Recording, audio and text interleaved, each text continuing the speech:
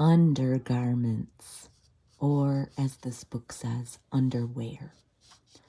Corsets or stays were an essential part of women's clothing in the 19th century.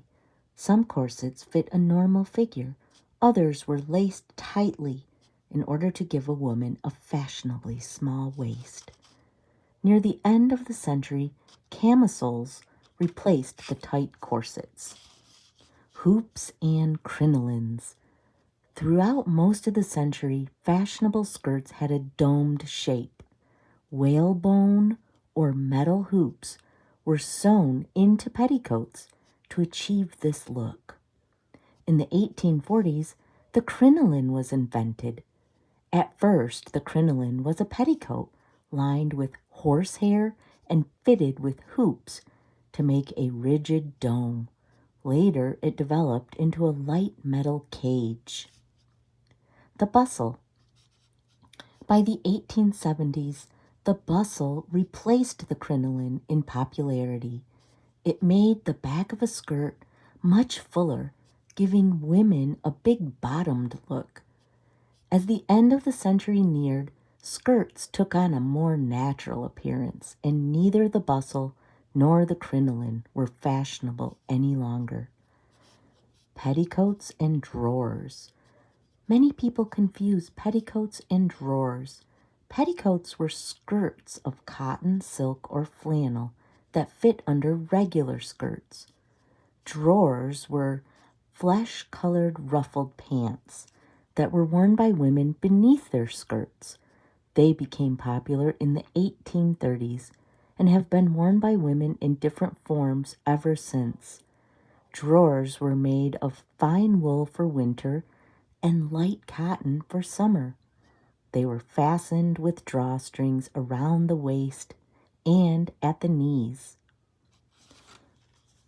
So let's look at these.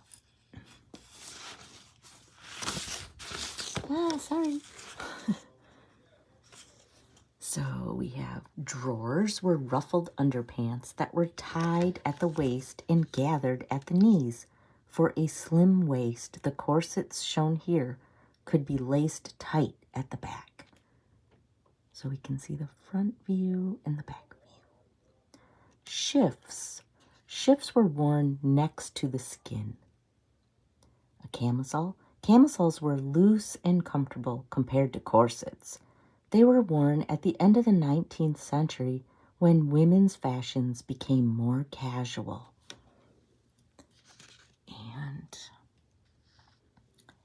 crinolines gave skirts a full hooped shape.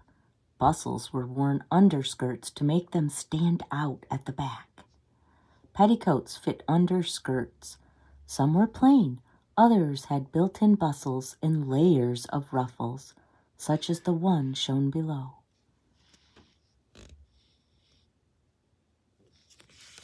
And let's look over here.